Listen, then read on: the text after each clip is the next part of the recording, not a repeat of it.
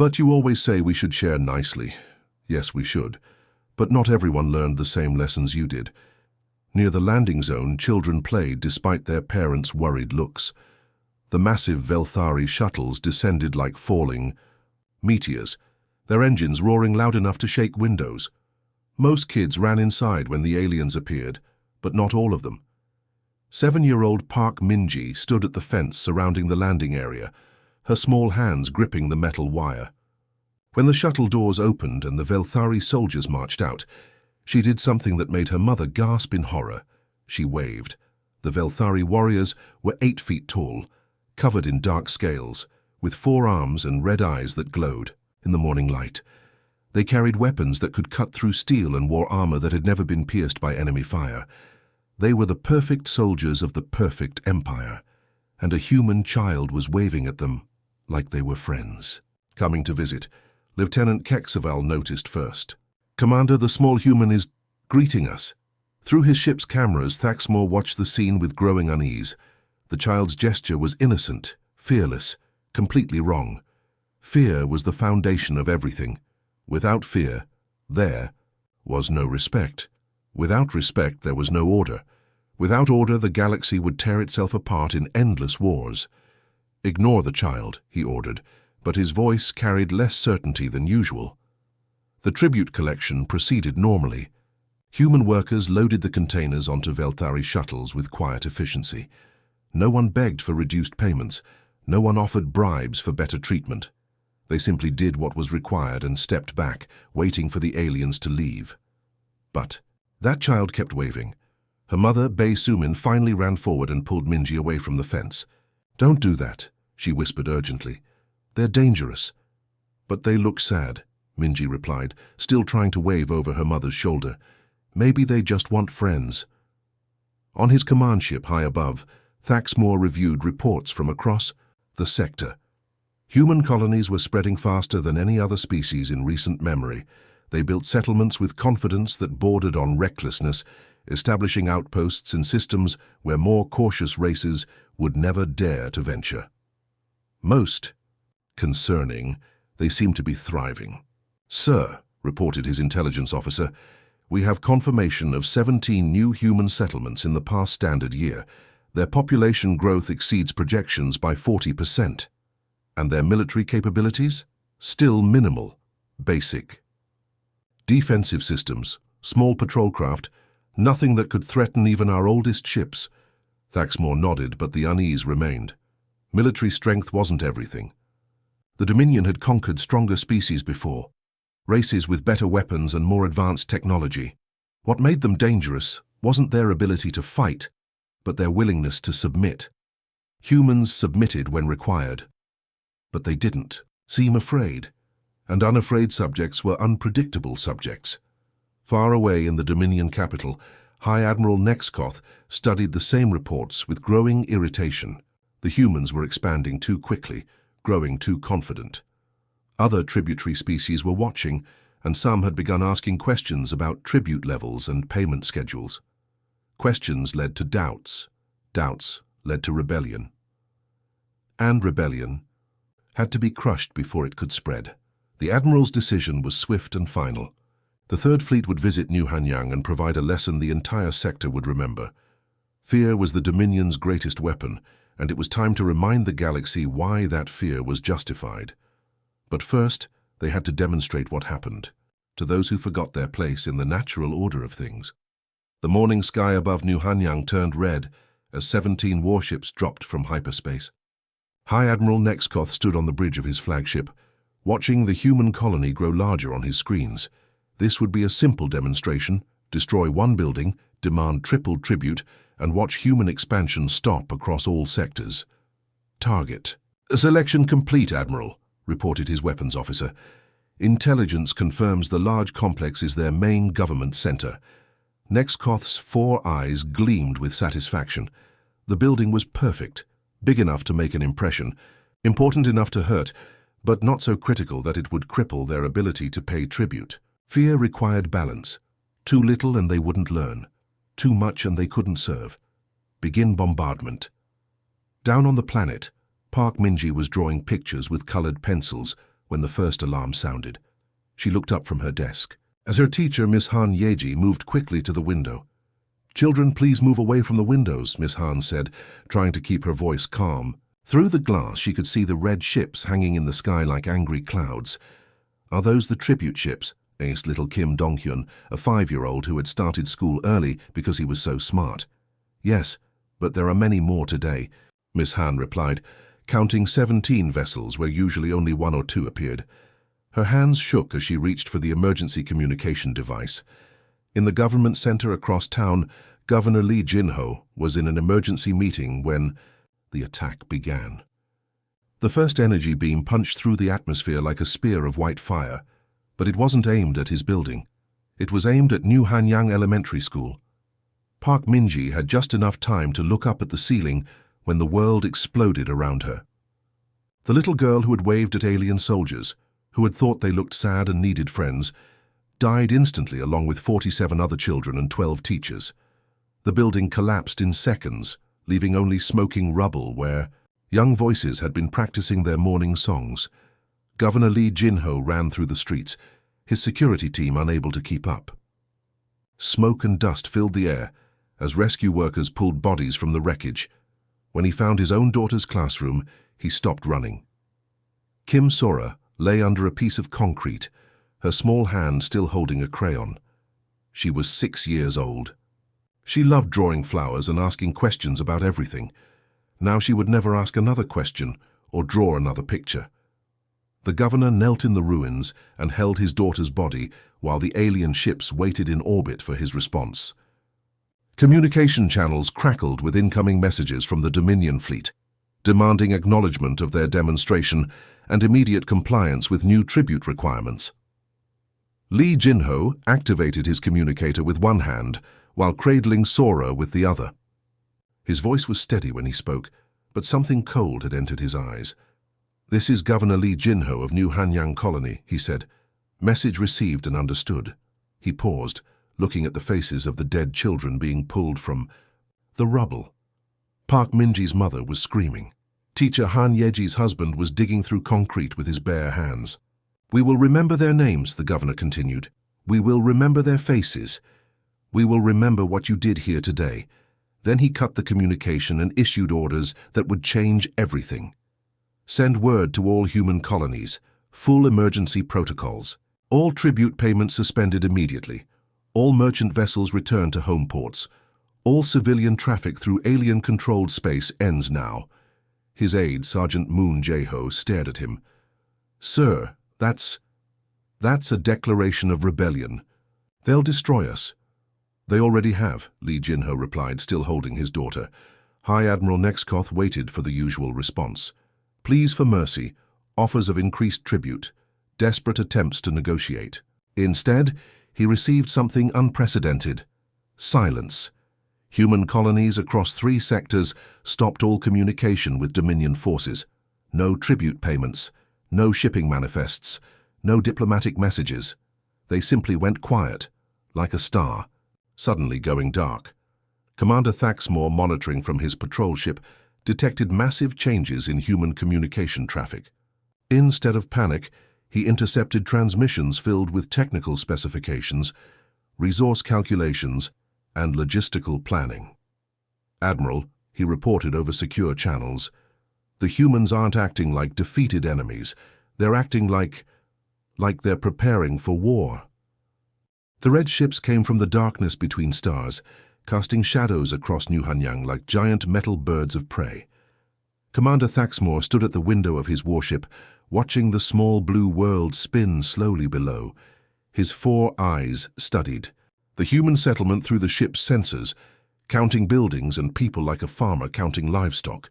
For 300 years, the Velthari Dominion had ruled this part of the galaxy. Every month, alien worlds gave them food, metals, and anything else they demanded. It was simple. Give us what we want or we destroy you. Most species learned quickly. Fear kept them in line. But these humans were different.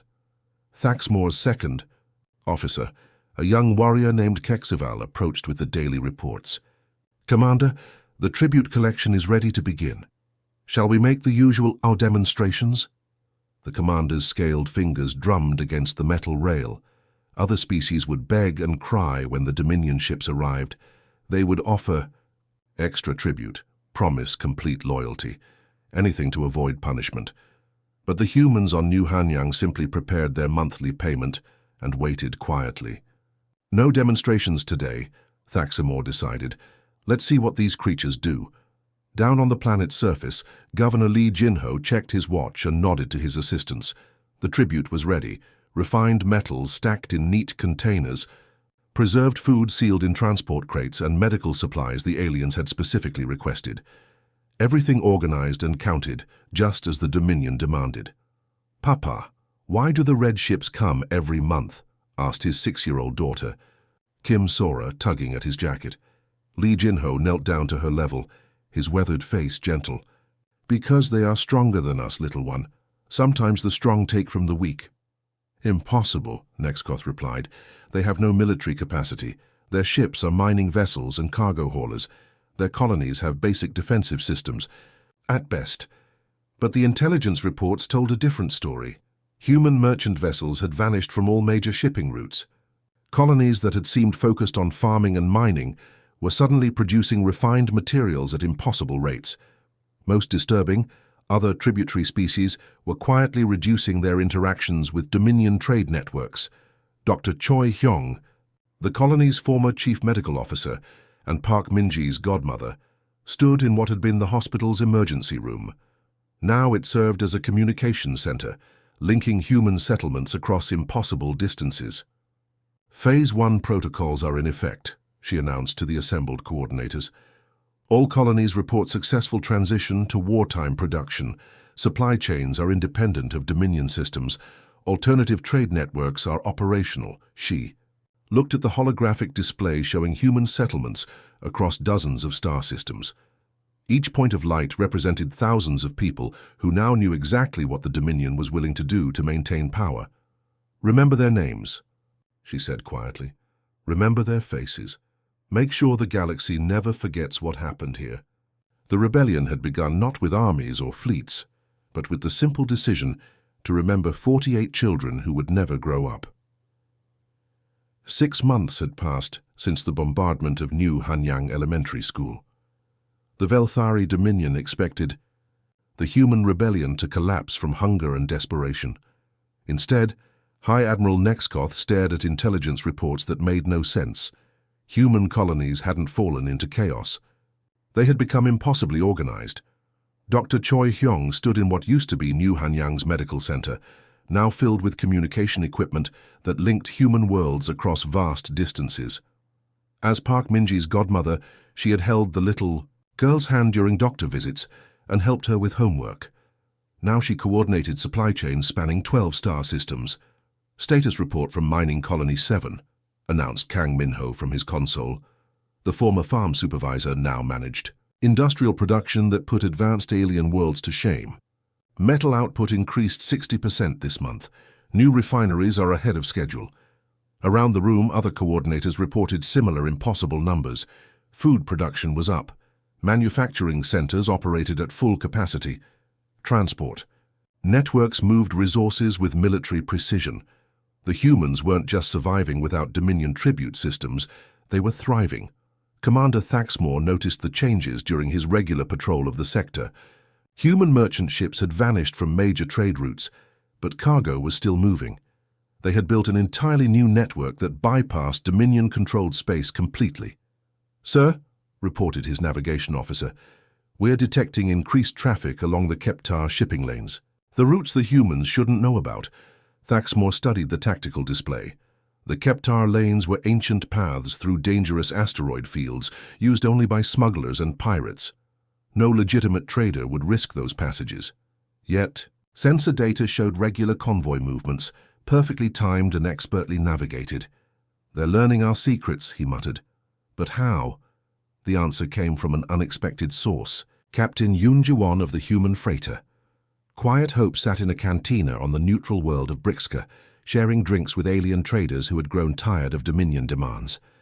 "Your tribute payments are killing us," complained Merchant Captain Vexhai, a Brixtai whose family had paid the Dominion for 3 generations.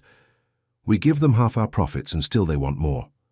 We used to have the same problem, Yoon Ji-won replied quietly, until we decided to stop paying.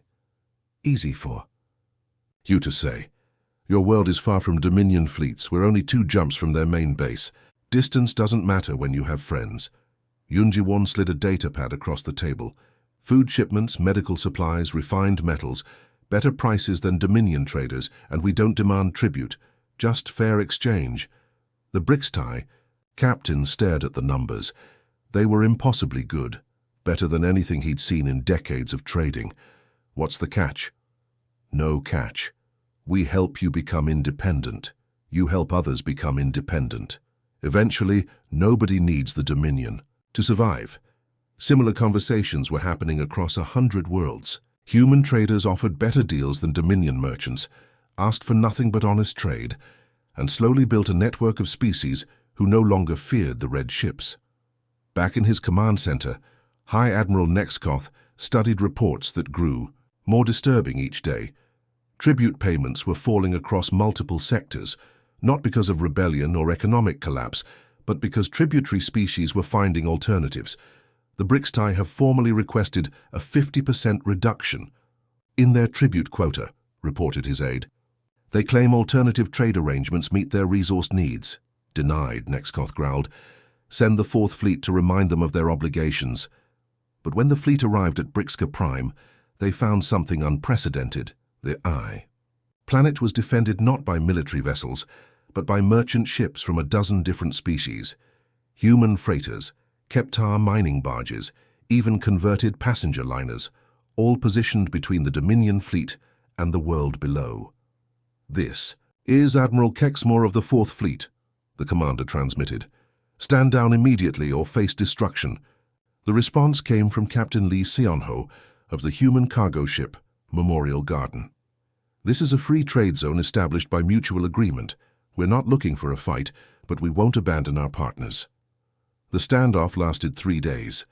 The Dominion fleet had enough firepower to destroy every ship in the defensive formation, but the political cost would be enormous. These weren't rebels or pirates. They were legitimate traders operating in neutral space. More importantly, word of the confrontation spread across the galaxy.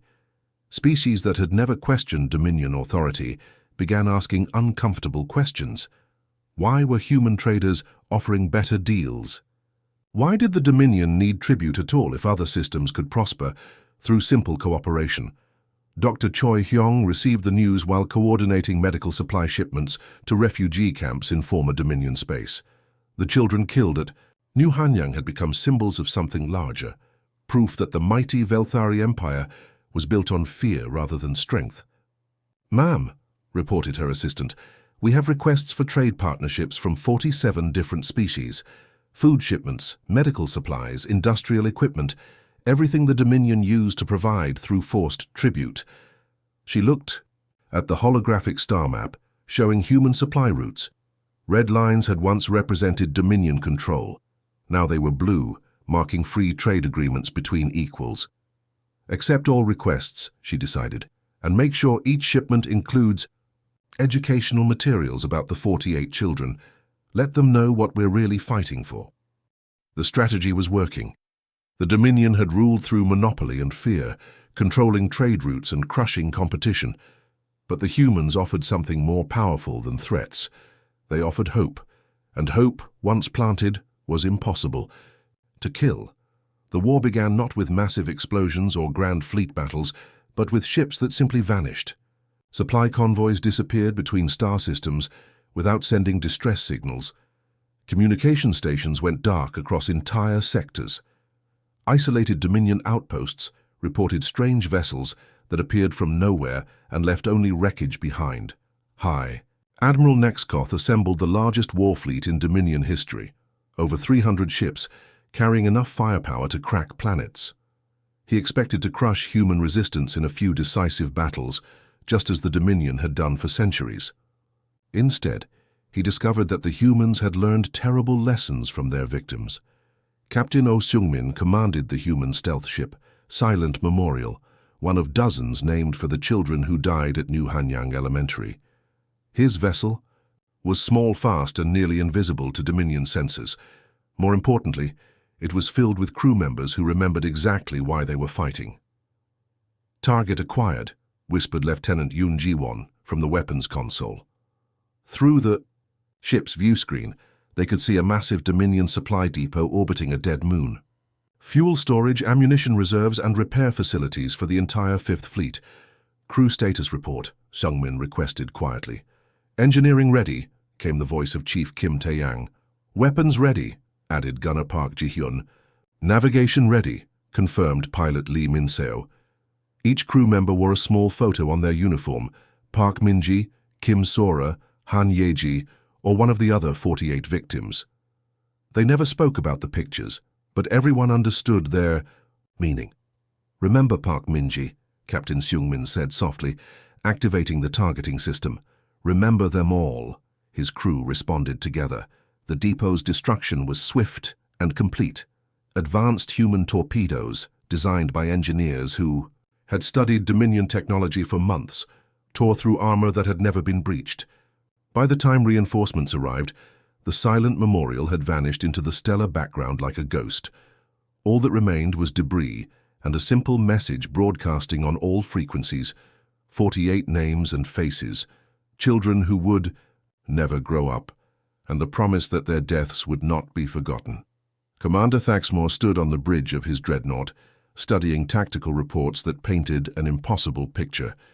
Human raids were happening simultaneously across 17 different sectors. Supply lines that had operated safely for centuries were now hunting grounds for vessels that struck without warning and disappeared before retaliation was possible. "How many ships do they have?" he demanded from his intelligence officer.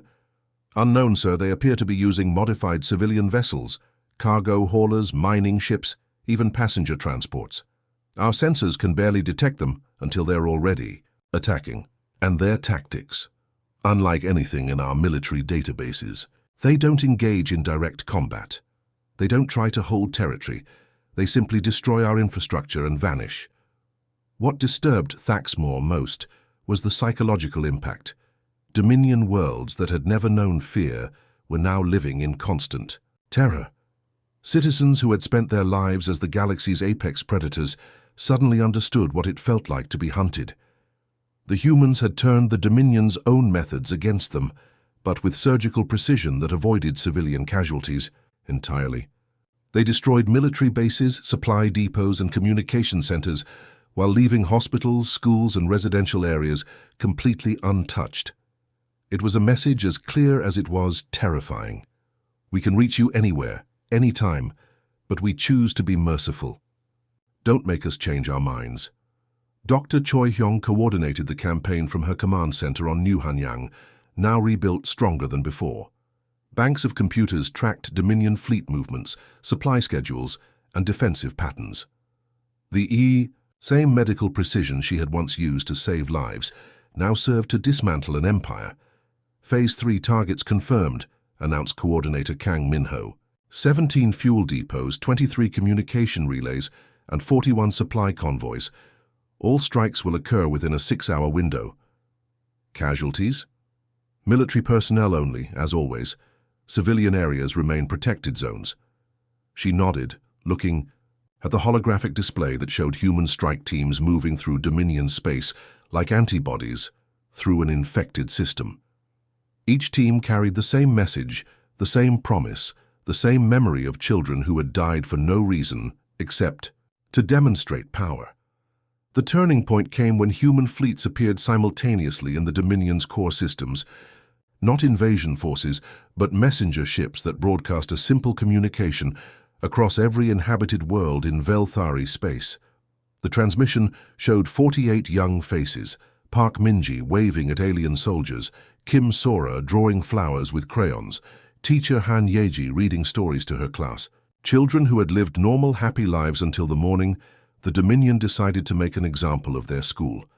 "These children died because your leaders believed fear was strength," the message continued in perfect Velthari language. "They were wrong. Fear is weakness, love is strength, memory is power, and we remember everything."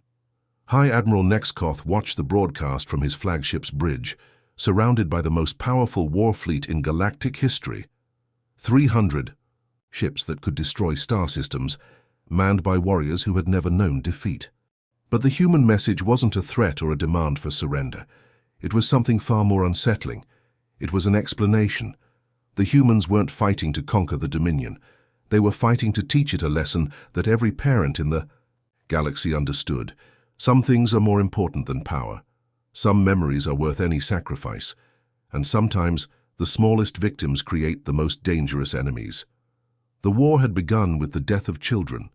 Now it would end with the choice every adult eventually faces: continue the cycle of violence or break it forever. The decision belonged to the Dominion, but the humans had made their position clear. They would accept surrender, but they would never again accept fear as the foundation of galactic order. High Admiral Nexkoth stood in the ruins of his command center, watching human ships surround his flagship through cracked view screens. The most powerful fleet in Dominion history was trapped, outmaneuvered by vessels that had once been cargo haulers and mining ships. His 4 hands shook as he reached for the communication controls.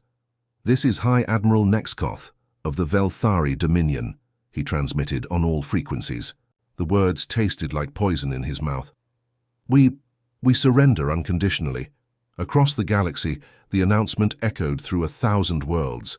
Species that had paid tribute for centuries looked up at the sky, hardly believing what they had heard. The Dominion, which had seemed eternal and unstoppable, was finished, but the human response surprised everyone. "We accept your surrender," came the calm voice of Dr. Choi Hyung from her ship above New Hanyang. "But we're not here to replace your empire with ours. We're here to make sure no child ever dies the way ours did." Within days, human representatives arrived at former Dominion worlds not as conquerors, but as helpers. They brought medical supplies to planets that had struggled under tribute demands. They offered technical assistance to species that had been prevented from developing their own industries. Most importantly, they asked for nothing in return except a promise: no more rule through fear. Governor Lee Jinho stood in the memorial garden where New Hanyang Elementary School had once been. 48 trees grew in neat rows, one for each child who had died. Their names were carved in stone that would outlast empires, and their photos were displayed on a wall that caught the morning sunlight. Commander Thaxmore approached slowly, no longer wearing the armor of a Dominion warrior. He had requested this meeting through diplomatic channels, knowing he might not survive it. The human who had lost his daughter to Dominion weapons had every right to seek revenge. "You came," Lee Jinho said, without turning around. He was reading the names on the memorial wall, as he did every morning. "I had to," Thaxmore replied. "I was there when your daughter died. I could have stopped it. But you didn't. No. I thought fear was necessary. I thought order required suffering." The alien's voice carried shame that ran deeper than his scaled skin. "I was wrong." Lee Jinho finally turned to face him. The governor's eyes held pain that would never fully heal, but also something unexpected: understanding. "My daughter Kim Sora was 6 years old. She loved drawing pictures and asking questions about everything. Do you know what her last drawing was?" Thaxmore shook his head. "It was a picture of your ship's landing. But in her drawing, your soldiers were bringing gifts instead of taking tribute. She titled it, 'When the Red Ships Bring Presents.'" Lee Jinho smiled sadly. "She saw goodness even in her enemies. How can you forgive us?" "I can't. But I can choose not to let hatred poison the future she won't get to see." Across the galaxy, similar conversations were happening.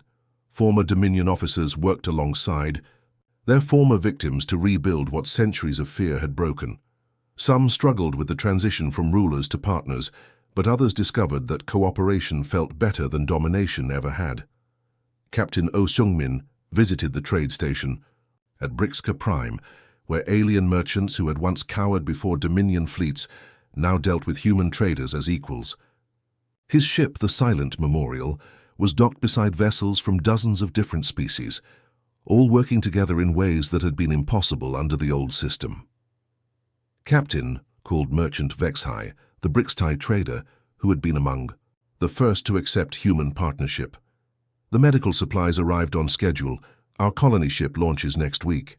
That's wonderful news, Xiongmin replied. The Brixtai had been trapped on their overcrowded homeworld for generations, forbidden by the Dominion from establishing new colonies. Now, they were free to explore and grow. We're naming the new settlement after one of your heroes, Vexhai added. New Minji colony in honor of the child who waved at soldiers and saw friends where others saw enemies. Dr. Choi Hyung addressed the Galactic Assembly on the anniversary of the new Hanyang bombing. Representatives from hundreds of worlds gathered to hear her speak, including former Dominion leaders who now served as cultural advisors rather than military commanders.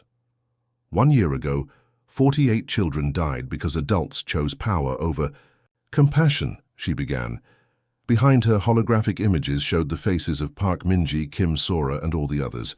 Today, we honor them not with monuments to our victory, but with schools where alien children learn alongside human children, where different species discover they have more in common than they ever imagined.